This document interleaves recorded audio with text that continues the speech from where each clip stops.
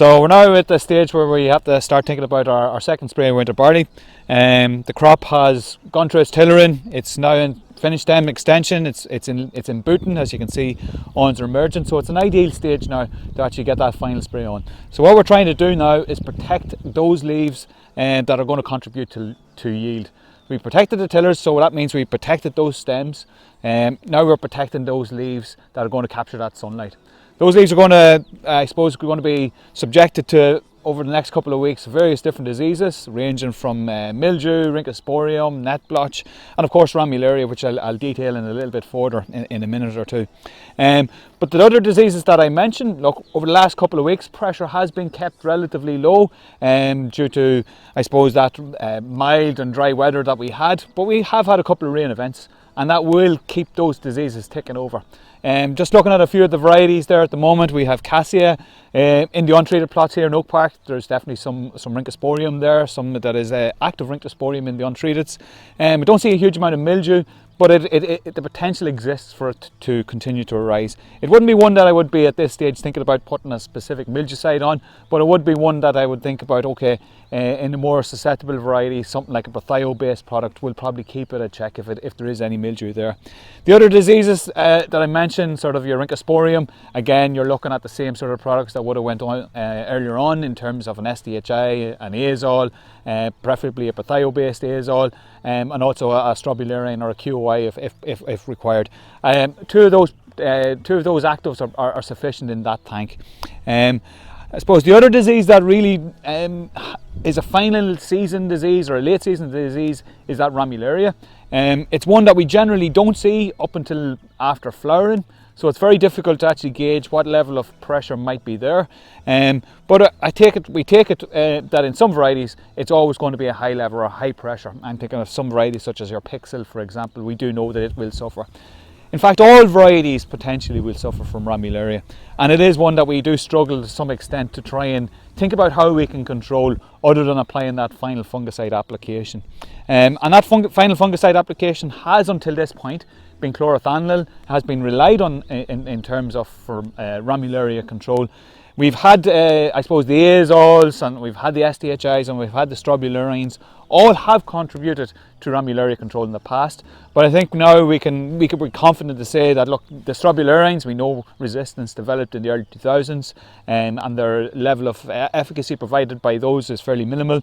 We know that the SDHIs also developed resistance probably a couple of years ago at this stage, and again from trial experience in the last 2 or 3 years, we can see that the efficacy of the SDHIs have dramatically dropped due to that resistance development. We also were aware that there are resistance issues to the azoles, and specifically, I suppose, when we're talking about barley, we're talking about Berthio-based products. We have tested Berthio-based products and proline in trials last year. Definitely the efficacy is not where we would have anticipated it or expected it, but that said, it is providing some level of control against Ramularia. The benchmark, of course, is still going to be chlorothalonil, and up until the 20th of May we have the opportunities to apply that. And I think from the point of where most winter barley crops are at this stage, I would expect that most crops should be receiving their final application before the 20th of May, and in that case Ramularia control should be, or you should be looking at chlorothalonil from a Ramularia control perspective.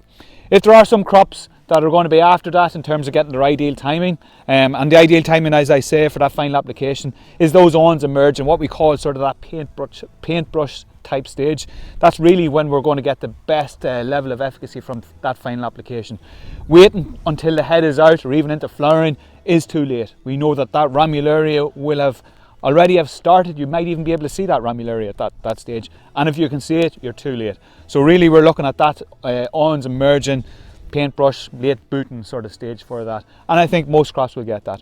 As I say, look, if there are a number of crops that haven't reached that stage by the 20th of May, we'd be still looking at including an azole or an azole or SDHI or strobilurine for all those other diseases that I mentioned. But in terms of the multi-site, we would be saying to include Fulpit at that stage. It's not, we know it's not chlorothalonil in terms of its efficacy. Does it provide some level of efficacy? We think it does. And combining that with the azole component will get us across the line in terms of Ramularia control.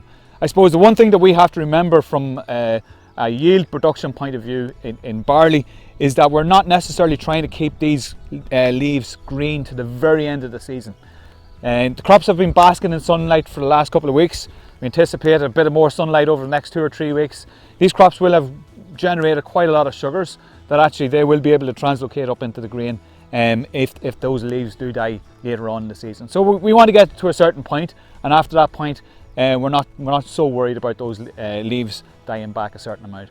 We do have to be aware about brackling, and brackling of course is going to be an issue later on in the season, and to some extent we can try to manage it in that final fungicide application, because any of the diseases that do come in will be weakening that stem. So we want to keep the diseases out also to prevent that brackling occurring. Similarly with the Ramularia is probably going to be one of the bigger components to that brackling aspect of it potentially. There is a point where actually we can get to that actually brackling will also be minimised, but we don't necessarily have to keep it green to the very end.